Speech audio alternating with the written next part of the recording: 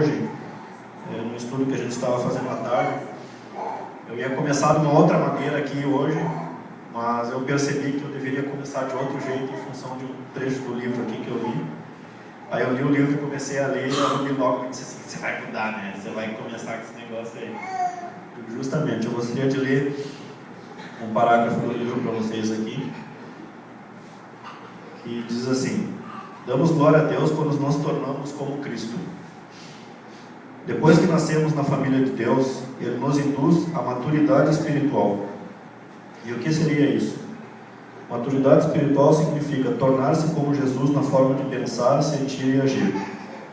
Quanto mais você desenvolve o caráter cristão, mais glorifica a Deus. A Bíblia diz: à medida que o Espírito do Senhor trabalha em nós, tornamos-nos mais e mais semelhantes a Ele e refletimos a sua glória ainda mais. Eu acho que esses momentos que a gente compartilha juntos aqui é justamente isso, né? A gente está se tornando como Jesus. A gente não está buscando ser igual a Ele, porque ser igual a Ele ninguém vai ser, né? Mas a gente pode se esforçar um pouquinho aí, seguindo alguns exemplos, algumas situações aí que foram colocadas por Ele.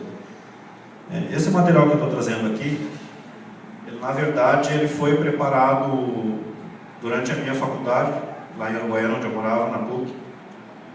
Foi um trabalho científico feito com adolescentes, uma pesquisa realizada dentro de uma escola, onde se estava levantando as características de formação do perfil de liderança.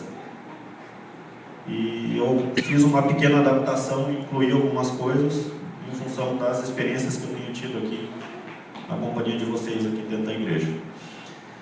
A gente vai falar sobre a transformação da sociedade através da liderança servidora, né, usando como modelo justamente essa liderança aí que Jesus Cristo aplicou em sua época. Transformação implica em mudança. E é difícil a gente se transformar sem um empurrão. A gente precisa de ter um motivo, às vezes a gente precisa passar por algumas situações que quase que te obrigam, né? Porque a gente se acomoda numa situação de conforto e você fica lá tranquilo, tá legal daquele jeito. É como no inverno, né? Você entra embaixo da coberta, nossa, tá quentinho aqui, aí bate 7 horas da manhã, 6 horas da manhã, o despertador tocando e você fica pensando, mais 5 minutinhos, porque tá confortável ali.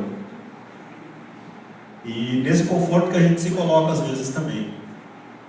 Eu não tenho muita experiência com a Bíblia, tá? Então a gente não vai ver muitas coisas da Bíblia aqui, mas eu procurei linkar algumas coisas assim para tentar tornar o mais próximo possível da nossa realidade aqui.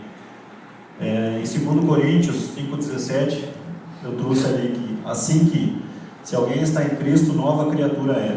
As coisas velhas já passaram, eis que tudo se fez novo. A transformação é justamente isso, né? A gente passar por uma situação de crise. Vocês gostam de crise? Não. Ninguém gosta de crise, né? Mas a crise, no fundo, ela é boa. Porque ela justamente faz a gente sair da zona de conforto, faz a gente se levantar e dar aquela volta, né? Às vezes aquela guinada de 180 graus que a gente dá na vida, em função de problema de saúde, problema financeiro, você se incomodou no seu trabalho, não está mais satisfeito, você pede demissão e diz, agora, meu Deus, o que eu vou fazer? Então tem uma série de situações que nos levam a buscar essa transformação. Na administração a gente chama isso de pensar fora da caixa. Porque a gente está tão acostumado dentro daquela situação ali, daquele ambiente, que a gente às vezes, normalmente se acomoda, não é nem às vezes. Então essa imagem aqui mostra bem isso, né? A gente não ser igual a todo mundo. Está cheio de gente por aí que faz as coisas tudo certinho, né? Vai na igreja direitinho, ora direitinho, ajuda o outro direitinho, vai na escola direitinho, estuda direitinho. Não basta fazer tudo direitinho, a gente tem que fazer o melhor sempre. E quando a gente está falando de fazer o melhor sempre para os outros, a gente justamente tem que seguir o exemplo de Jesus. A transformação ela implica em desacomodar-se, né? Troca de ambiente. E para mim foi uma experiência muito interessante essa troca de ambientes. Ela leva uma porção de reflexões assim sobre minha nossa, o que eu estou fazendo com a minha vida. E aí a gente percebe o quanto está sendo um modelo de liderança negativo. E não é isso que a gente quer, né? A sociedade não precisa disso. A sociedade precisa de lideranças positivas. O modelo de liderança que a gente conhece, baseado aí nos estudos, é uma liderança centralizadora, ou seja, aquela pessoa que fica lá em cima só comandando, dá as ordens, todo mundo se vira para executar em tempo recorde, e ele bonitinho vai lá, depois pega o relatório. Chefe, tá aqui, ó, eu que fiz. Quando na verdade foi ele que fez, né? Os outros fizeram para ele, mas quem aparece como bonitinho lá foi ele. E infelizmente a gente vê muitos cristãos fazendo isso, né? Meu Deus, olha o que eu faço por ti. Ó Jesus, o que eu estou me esforçando por ti, quando na verdade não é dele o esforço. Eu acho que o esforço tem que ser sempre conjunto, né? Independente de que situação a gente esteja vivendo, seja na igreja, numa empresa, em casa, tem que ser todo mundo trabalhando junto. E esse modelo de liderança, ele está ultrapassado.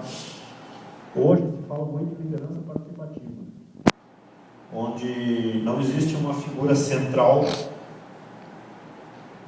Hierarquicamente tem que existir em função de cargos, né? Essa hierarquia tem que existir, tanto que a gente vê o modelo militar até hoje se mantendo aí, nunca ninguém mexeu, né? Então, dentro de organizações como a igreja, principalmente, é interessante buscar essa liderança participativa, porque isso envolve as pessoas, e faz as pessoas se sentirem parte da realização das coisas que estão acontecendo ali. Não vai deixar de existir aquela figura do fui eu que fiz. Eu acho que até ninguém gosta aqui de ouvir isso, vir alguém que diz assim, olha, eu fiz, quando você sabe que você participou daquela situação junto. Quando você ouve alguém dizer, olha, nosso grupo, nós fizemos, nós lutamos, nós conquistamos, você acaba se sentindo até bem com aquilo e você tem vontade de participar mais e mais e mais para fazer as coisas acontecerem. Quando a gente está falando em liderança, a gente tem que justamente identificar quais são as características que formam, né, esse perfil. Vocês já se perguntaram alguma vez se vocês têm perfil de liderança ou se vocês conseguem exercer liderança? Quem se considera um líder aqui? Depende da situação. Se for em casa, a mulher é a líder. Às vezes você tem que fazer que né?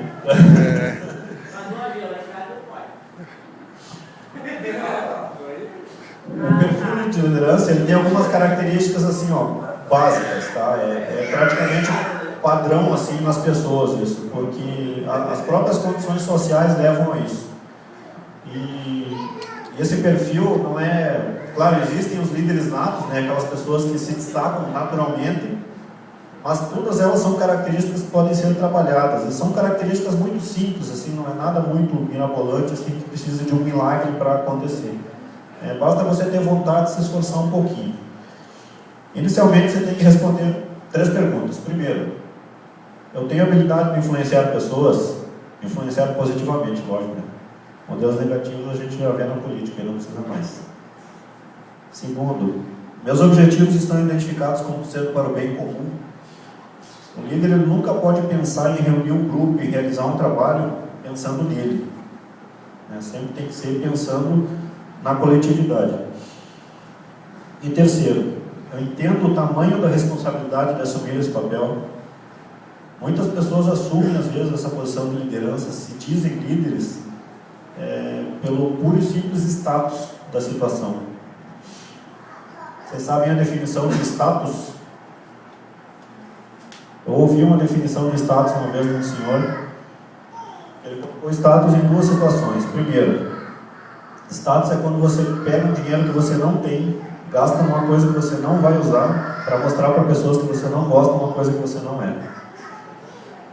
E também, na liderança, o status você assume uma posição que não deveria ser sua, para fazer de conta que você é uma coisa para agradar os outros, não a você. Então, respondendo essas 3 perguntas aí, a gente vai conseguir avaliar se nós temos condições de assumir essa posição.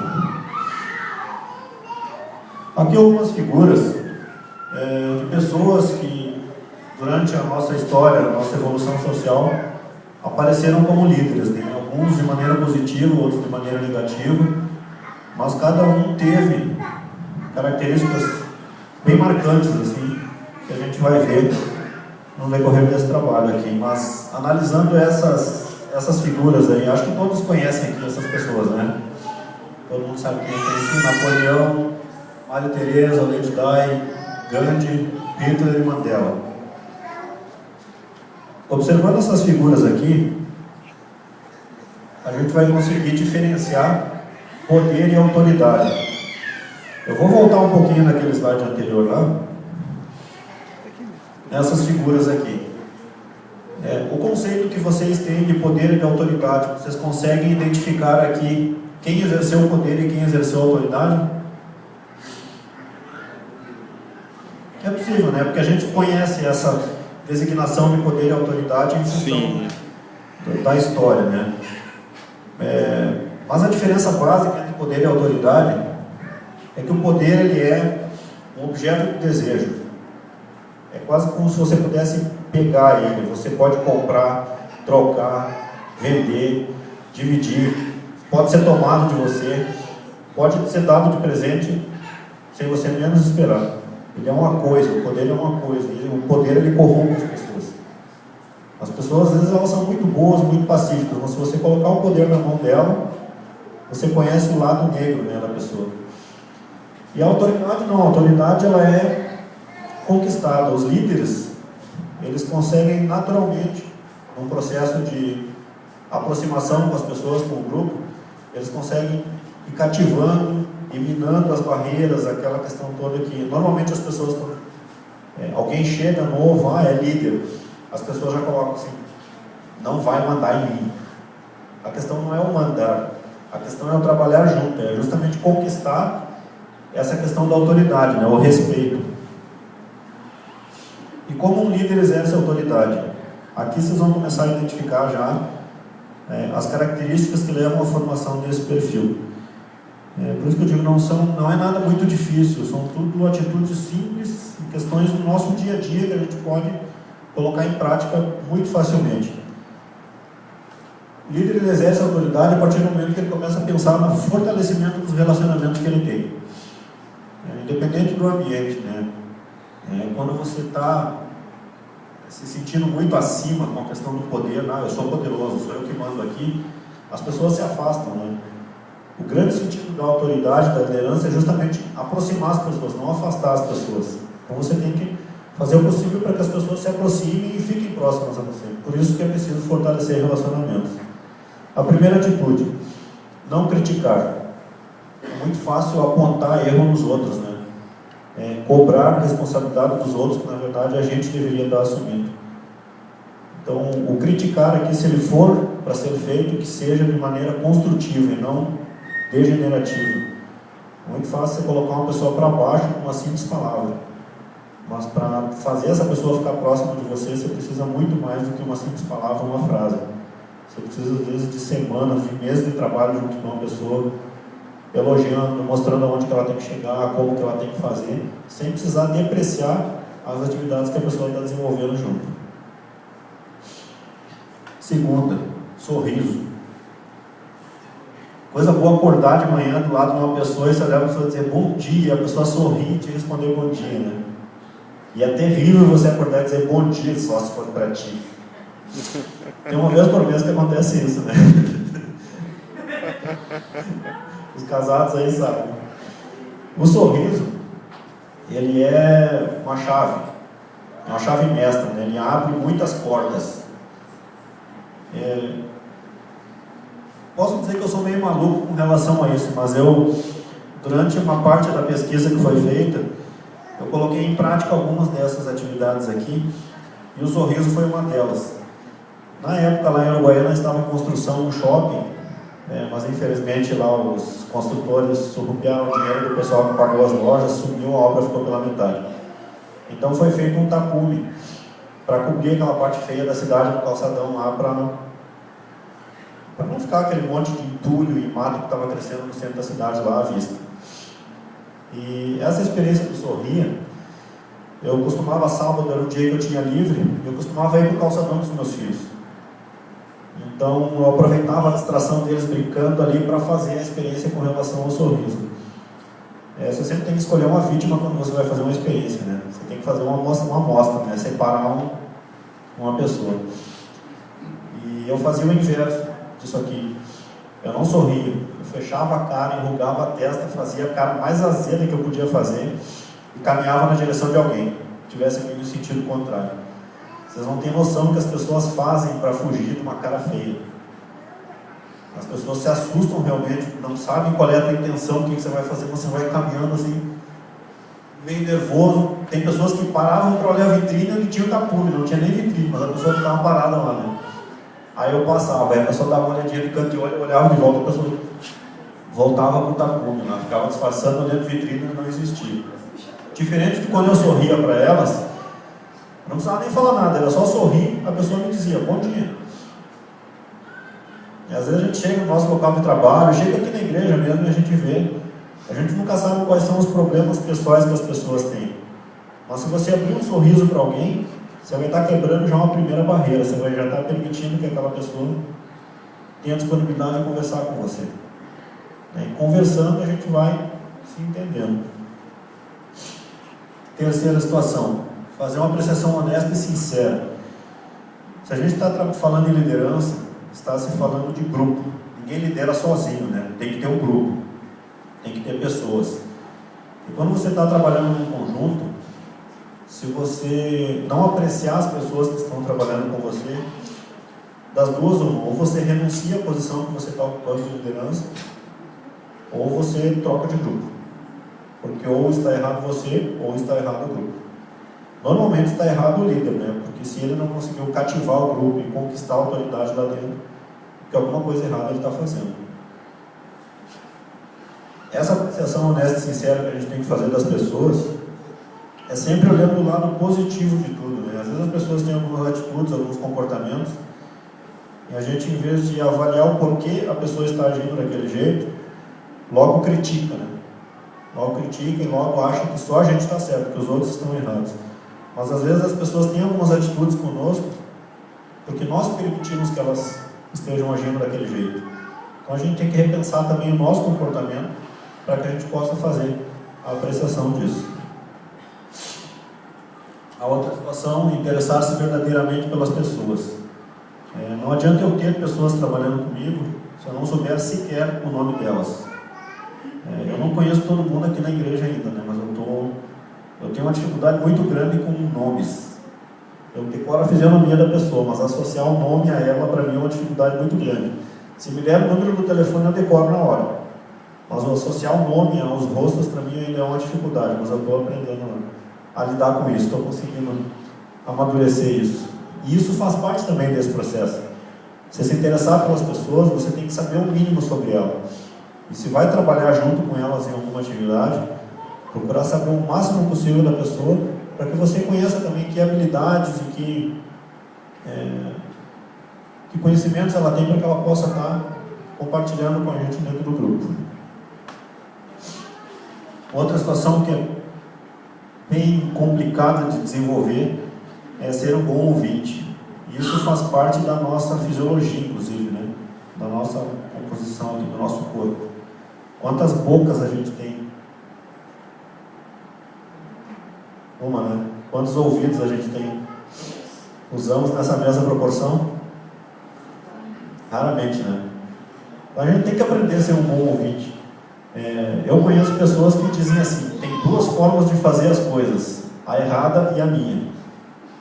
Então você faz o que eu estou dizendo para fazer e você vai bem. E às vezes ela está mandando a pessoa pelo caminho errado, mas ela não admite isso. E quando você está aberto a ouvir as pessoas, você pode mudar a sua linha de ação, você pode adaptar o planejamento que você está fazendo para uma atividade. A gente tem que aprender a ouvir mais as pessoas. Mas para ouvir as pessoas também é necessário que a gente encoraje as pessoas a falarem, né? E principalmente falar sobre elas. Você não vai conseguir saber o que uma pessoa sabe fazer, que atividade ela sabe desenvolver, se você não perguntar para ela. E o começo de diálogo é simples, né? Você só precisa se aproximar de alguém. Se você não tomar essa iniciativa e você está diante de uma pessoa tímida, a pessoa também não vai ter iniciativa de fazer isso. Então vai ficar aquela coisa, dois tímidos num canto, um não vai falar com o outro, né? Vai acabar criando uma situação bem delicada. Então é importante que a gente tenha essa atitude de buscar aproximação com as pessoas e encorajar elas a falarem.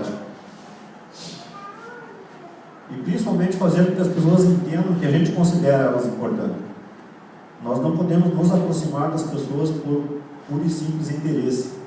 A gente tem que realmente se aproximar buscando demonstrar para as pessoas o quanto elas são importantes. A gente nunca vai conseguir atrair pessoas aqui para a igreja com a única e simples intenção de fazer as pessoas se converterem e virem para cá e encher a igreja. Não é esse o objetivo. O objetivo é fazer com que as pessoas que venham para cá, elas se sintam bem, se sintam em casa. E foi o que aconteceu comigo. Logo no primeiro dia que eu vim para cá, eu já me senti acolhido.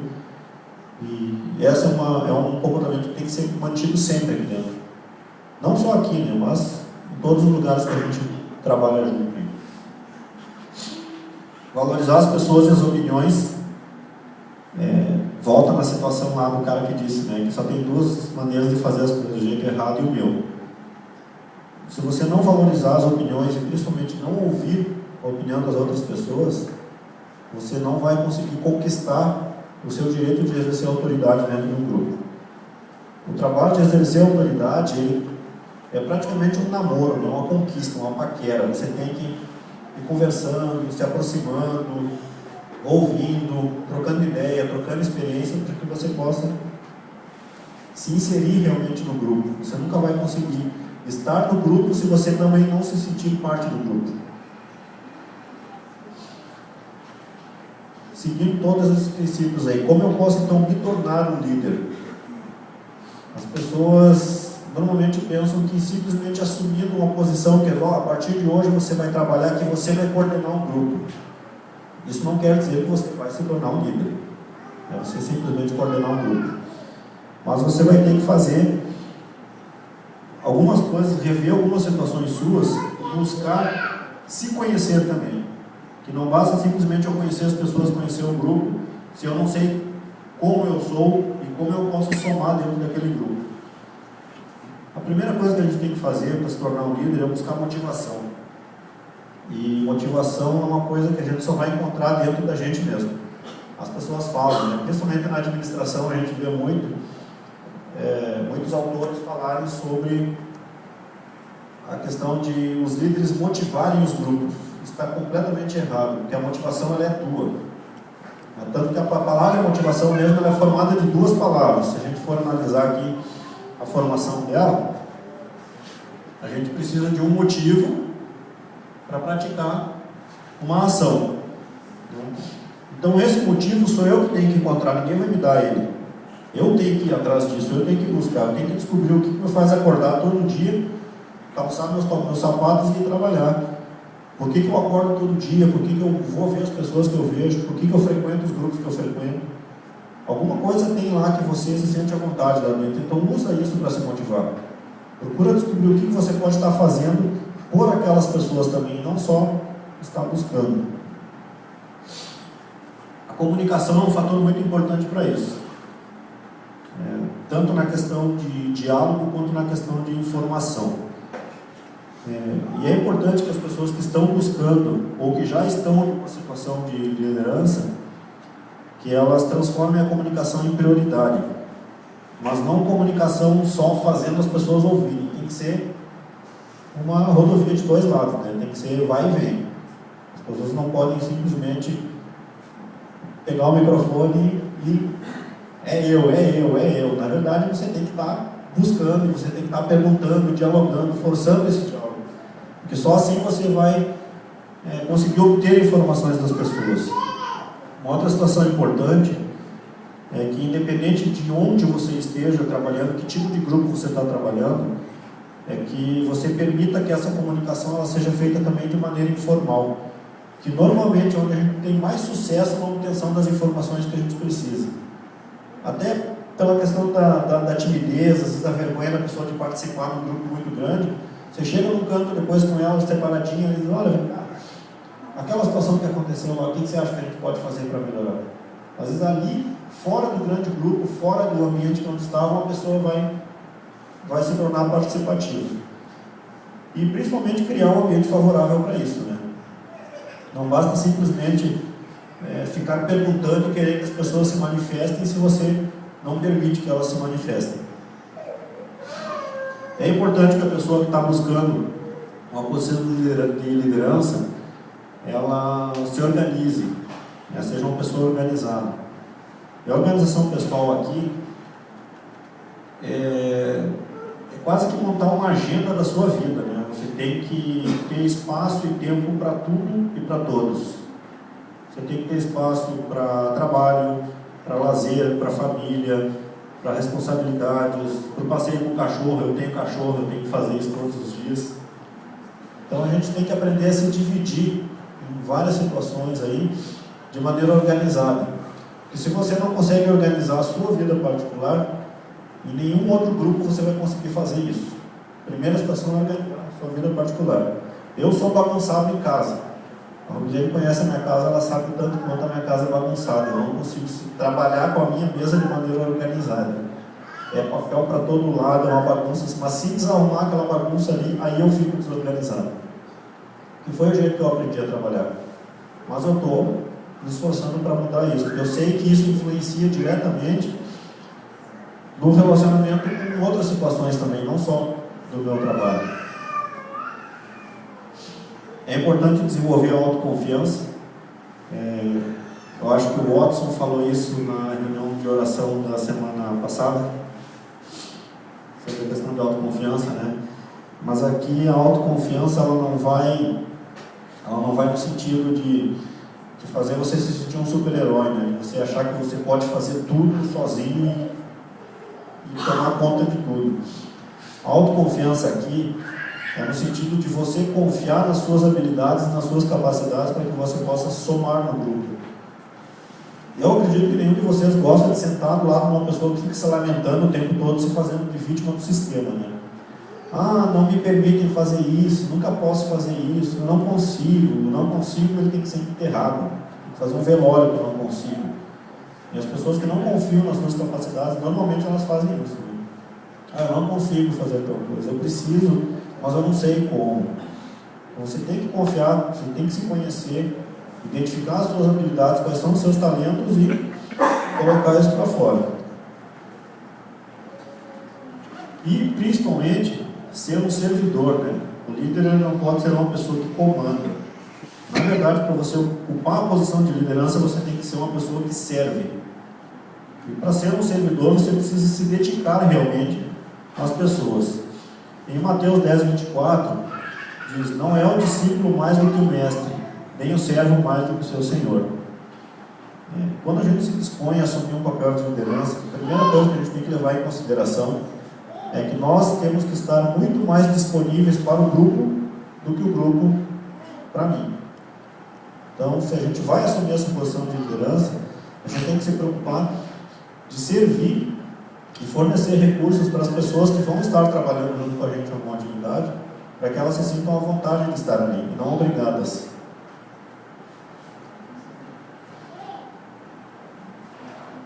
Antes de avançar aqui, fazer um pequeno exercício. A gente sempre fala de servidão, a gente nunca tem um exemplo concreto disso, a não ser um exemplo bíblico, né? A gente sempre, quando fala em servidão, a gente lembra logo de Jesus. Pensem um pouquinho e tentem citar alguém que já serviu vocês muito e nunca cobrou nada em troca disso. Quem vocês acham que é?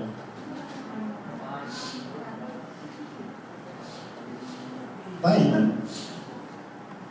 Nunca vocês vão ver um pai dizendo assim: eu vou trocar a sua fralda e vou limpar a sua bunda, mas quando eu ficar velhinho, você não vai me colocar no asilo, você vai ter que cuidar de mim e fazer a mesma coisa comigo. Vocês não vão ver isso, né? As pessoas elas têm que servir sem cobrar e sem esperar nada, sem exigir nada de volta.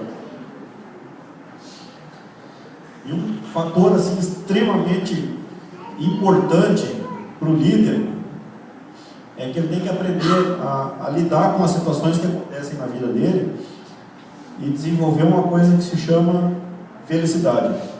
O que seria para vocês felicidade? Vamos ouvir um pouquinho vocês aí também. Alguém pode dizer aí o que é felicidade? Fazer o que gosta. Quem mais? Gostar, faz isso. Também. Ganhar dinheiro fazendo o que gosta. Tão importante quanto nós. Quem mais quer arriscar aí? Acho que sente-se bem confortável com a situação que a pessoa está vivendo. Estar perto de quem gosta. Está apaixonado. Ter Deus no coração. Eu gosto muito de estar perto da Romeu. Ter Deus no coração. Ter Deus no coração. Na verdade, felicidade ela não é uma coisa, um objeto, né? Você não vai ser feliz porque você tem. Você vai ser feliz porque você é. Felicidade é mais ser do que ter. E para a gente poder ter felicidade ou se sentir possuidor de felicidade, eu montei o meu próprio conceito de felicidade. Eu gostava muito de fazer isso na escola, acróstico. Acho tão bonita essa palavra, acróstico. A felicidade, muitas pessoas dizem que ela é um estado de espírito. Na verdade, eu acho que ela está muito realmente ligada a essa questão espiritual mesmo, né? Que você se sinta bem com você mesmo. Então eu montei algumas palavras ali que justamente vem formar felicidade, né? Em primeiro lugar, fé, que é a capacidade que só o ser humano tem de acreditar em algo que ele nunca viu, que ele só consegue sentir, que na verdade ele não tem nem certeza se existe ou não, mas que ele sabe que a gente veio de lá. A gente tem que admitir isso é fé.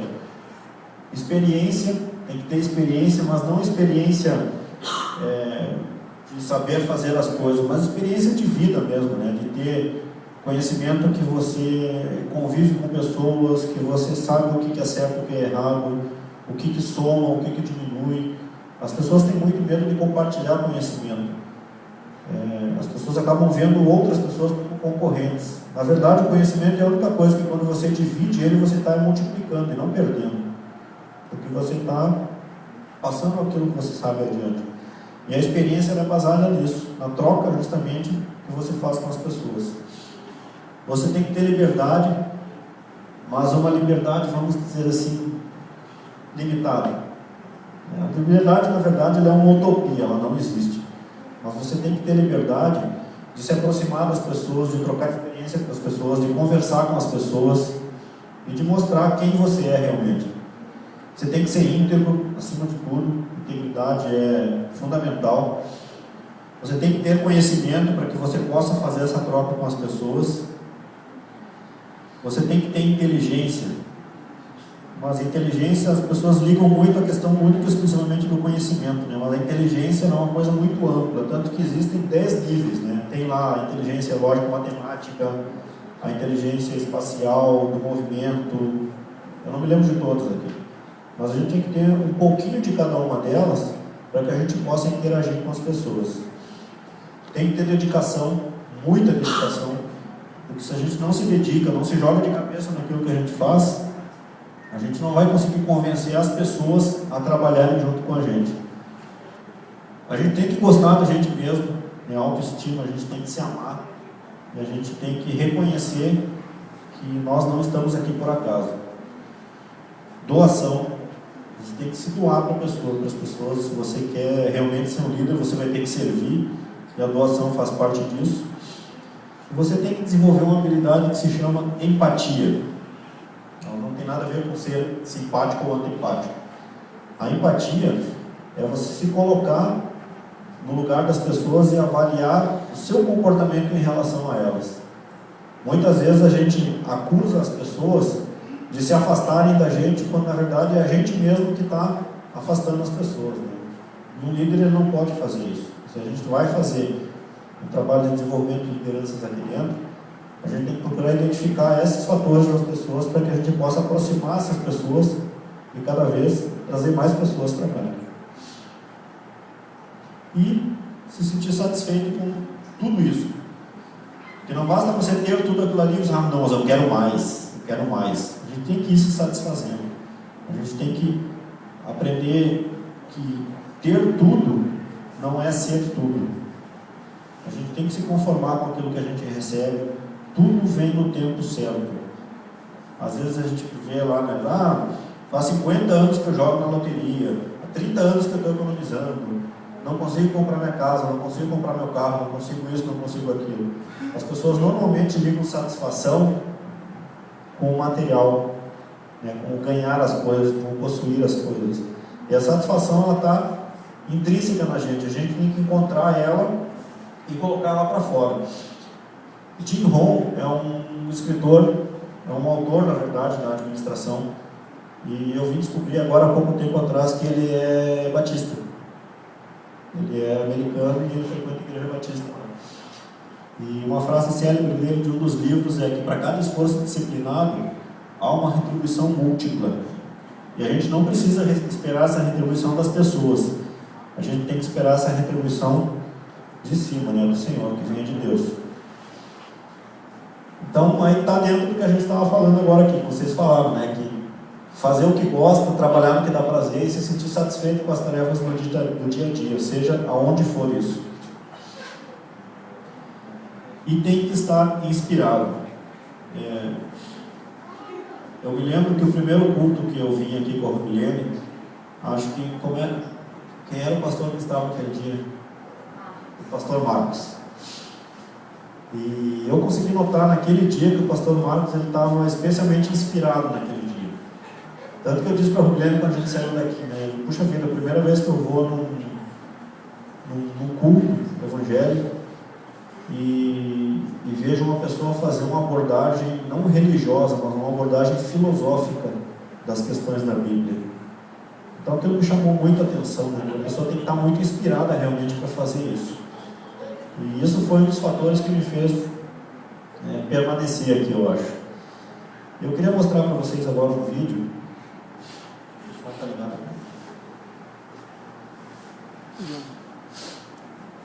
Cabo bem, vocês do som. Cabo bem, vocês do som. Eu quero mostrar para vocês um vídeo que justamente ilustra isso, né? A questão da inspiração. E a gente tem que se inspirar, na verdade, né? E a inspiração, ela faz parte também da nossa fisiologia, né? Expiração e inspiração, né? O nosso movimento para mantermos vivos aí, né? Para encher o nosso organismo de oxigênio e promover essa renovação. E a inspiração, ela também promove a transformação. A gente respira involuntariamente. Eu acho que é o único movimento involuntário do nosso organismo é a inspiração e a expiração. Então a gente tem que ter noção de que a gente precisa estar inspirado para poder estar fazendo um trabalho de liderança.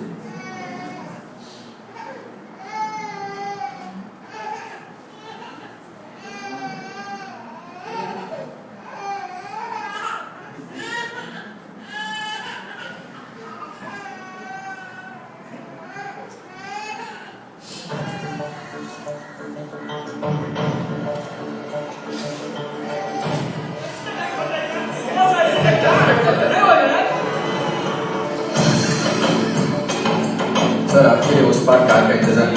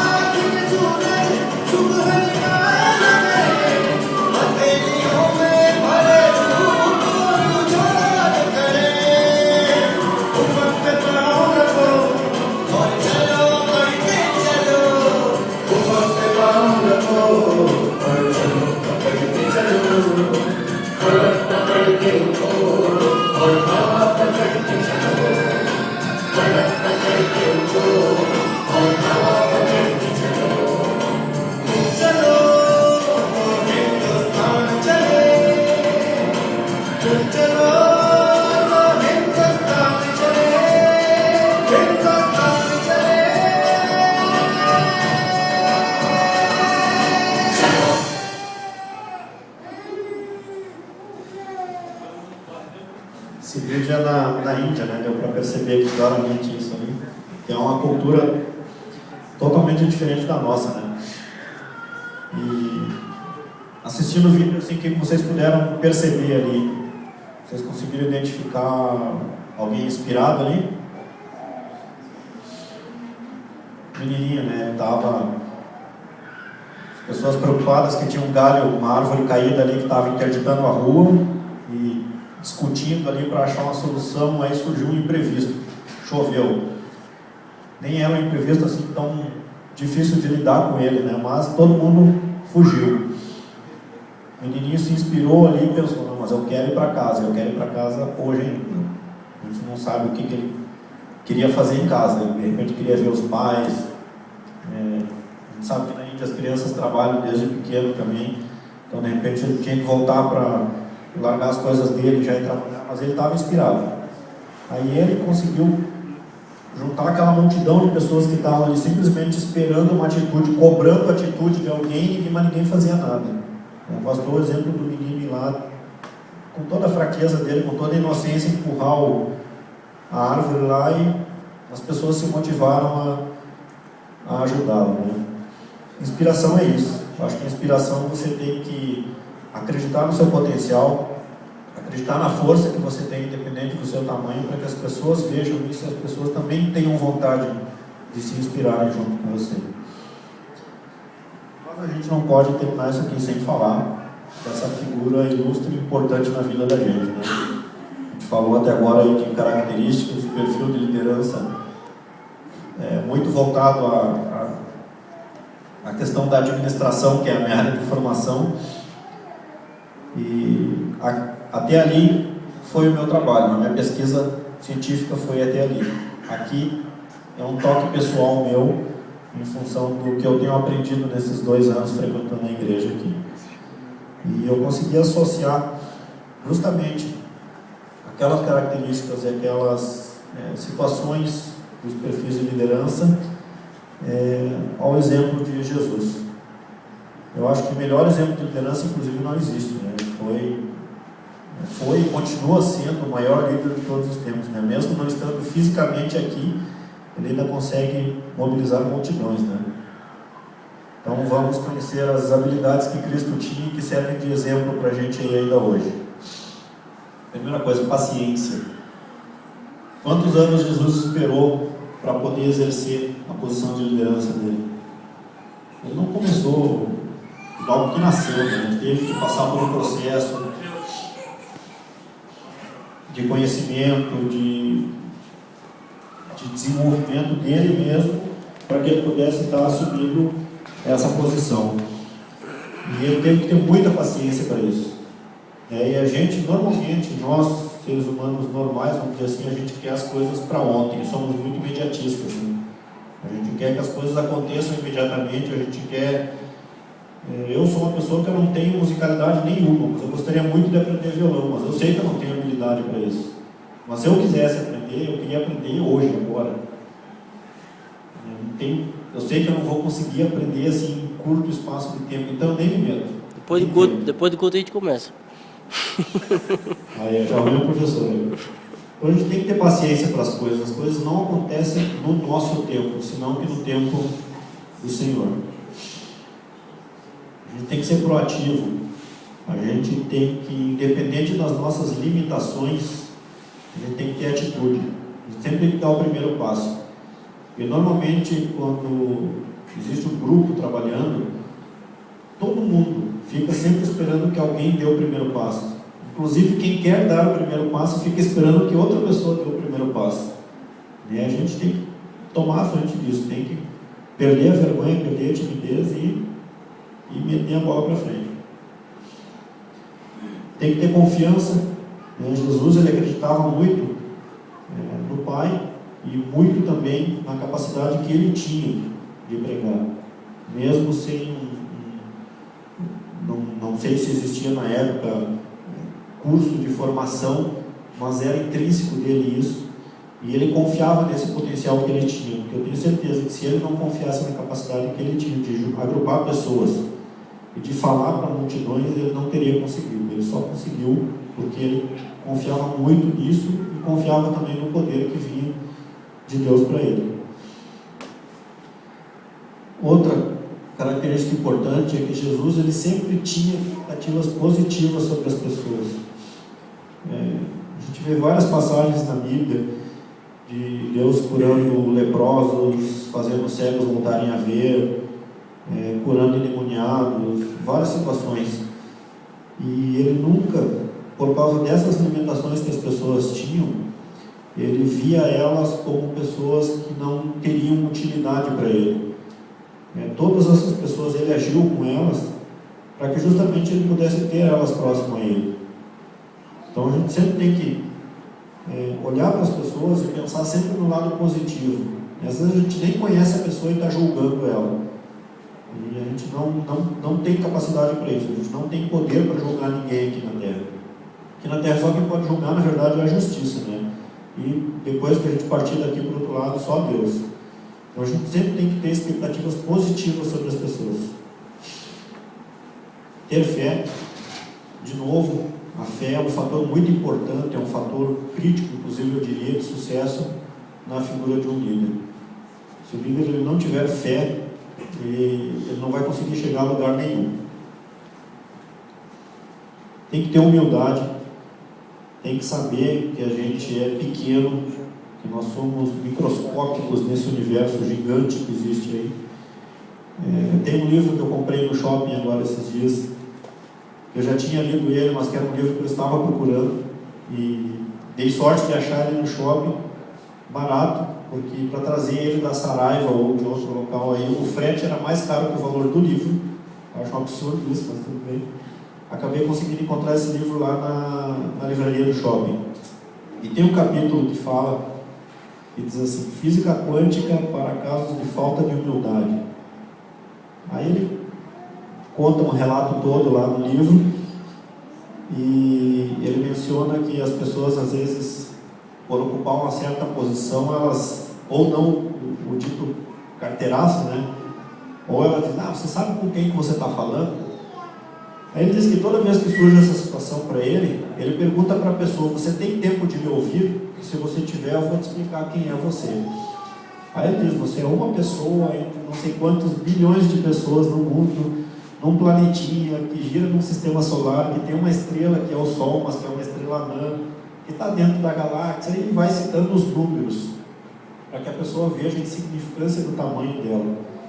Então não é um cargo, uma posição social que vai nos fazer melhores que ninguém. Se somos líderes, temos que ser humildes, porque nós estamos não comandando, na verdade a gente está servindo. E acima de tudo tem que amar as pessoas, né? Porque na Bíblia já está escrito que amor ele faz parte da vida e é o maior dos mandamentos. E o amor ele não é um sentimento puro e simples, ele é na verdade uma forma de comportamento. O amor ele é como você se comporta diante das pessoas e o que você faz pelas pessoas. E Cristo já dizia isso, né? Amai-vos uns aos outros assim como eu vos amei. Na verdade ele não estava falando simplesmente do sentimento, né, da aproximação com as pessoas, mas ele estava falando de: sigam o meu exemplo, comportem-se com as pessoas assim como eu me comportei com vocês, respeitando, admirando, permitindo a ação das pessoas. É isso que o líder tem que fazer. Aí um trecho, né, de Coríntios, que fala sobre o amor.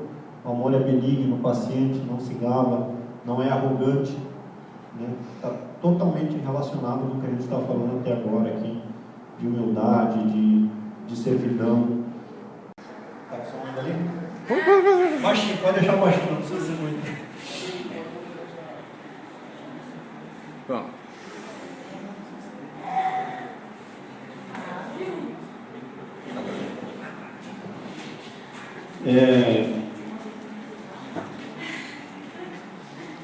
Eu não sei ainda como funciona isso, tá? Você quer um balão, meu querido?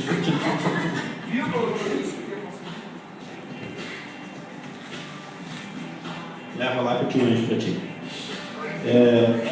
Esse momento certo, a gente fica buscando ele às vezes e perdido, sem saber o que ele é, né?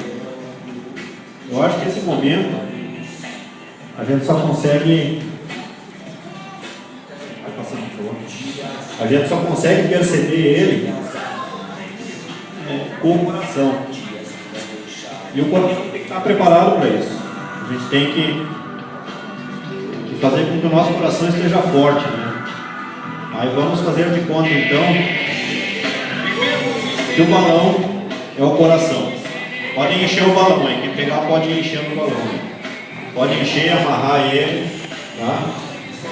Eu vou encher o meu aqui.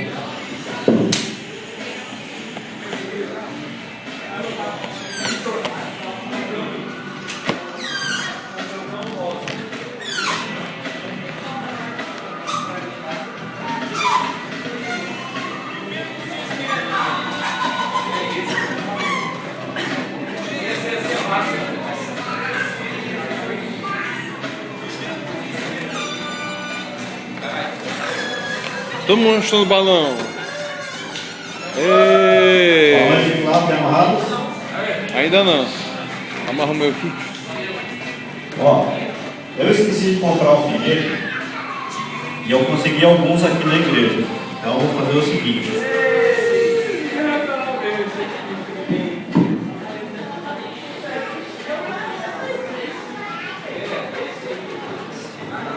Eu Tem alguns alfinetes aqui.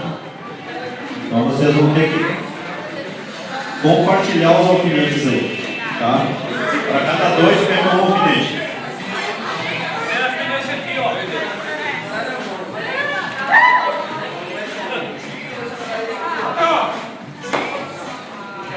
Vou estourar o dedo.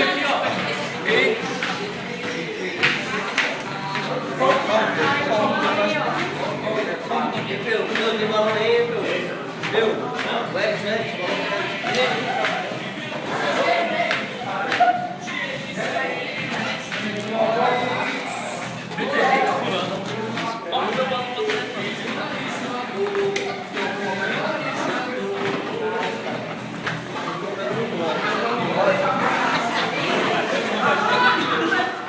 Meu Deus, olha o tamanho disso.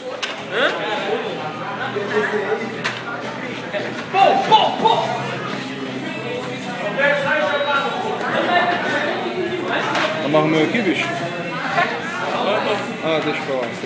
dá um alfinete, dá um alfinete. Vai. Coloca o alfinete na boca. Coloca o alfinete na boca.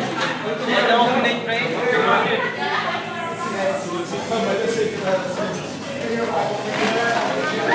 Dá um sorriso aí.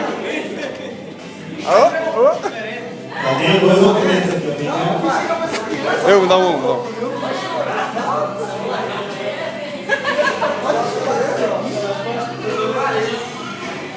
Pronto. Todo mundo com seu balão e seu alfinete. Tá? É o coração. É o coração. O balão é o coração. Tá cheio de amor aí, né? Vocês colocaram o que vocês tinham de melhor aí dentro. Ah, o do Jackson lá tá. O Jackson tem muito amor, ó. Quando a gente quer alguma coisa, a gente deseja muito alguma coisa, a gente diz que a gente tem que desejar aquilo com o coração, né? Vocês acham que o coração de vocês está pronto para aquilo que vocês querem hoje? Vocês acham que está? A gente vai fazer o seguinte, vocês vão pegar o alfinete e vocês vão testar se o coração de vocês está preparado para superar o desafio do alfinete. Tá? Vocês vão pegar o alfinete e vão tentar inserir o balão, o alfinete no balão, sem furar o balão.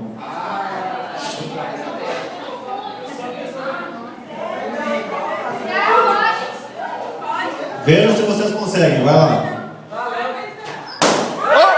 Vai. O coração tá pronto? Vai tentando aí.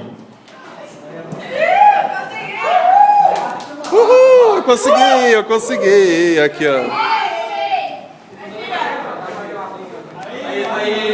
Solta ele lá. Ó. Mas tem que ficar, vai ter que ficar assim.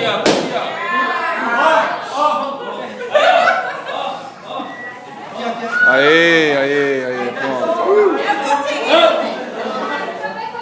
Eu também consegui. Mostra. Ó, eu vou fazer o meu.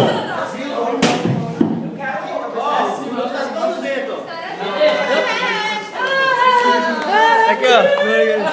O coração tá pronto, meu coração tá pronto. O que eu quero hoje. Alex, o coração do povo tá pronto. Pela Thaís. Alfinete no balão. Já. Tirem o alfinete agora.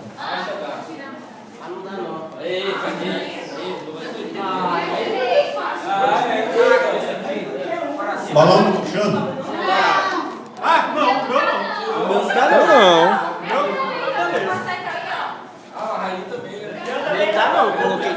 Tá não. Normalmente murcha, tá? Por quê? Porque às vezes a gente sofre um pouquinho, né? A gente passa por algumas dificuldades e aí acaba, ó. Murchou. Uns demoram mais, outros murcham mais rápido. Mas o importante é isso. A gente tem essa capacidade de agir como o balão. Agir como o balão, né? Suportar o alfinete, suportar o espinho, murchar e conseguir crescer de novo, tá? Conseguir se renovar. Quem foi que explodiu o balão aí na... Não é que o coração não está pronto, é que foi com muita sede ao pote. Obrigado, pessoal. Valeu.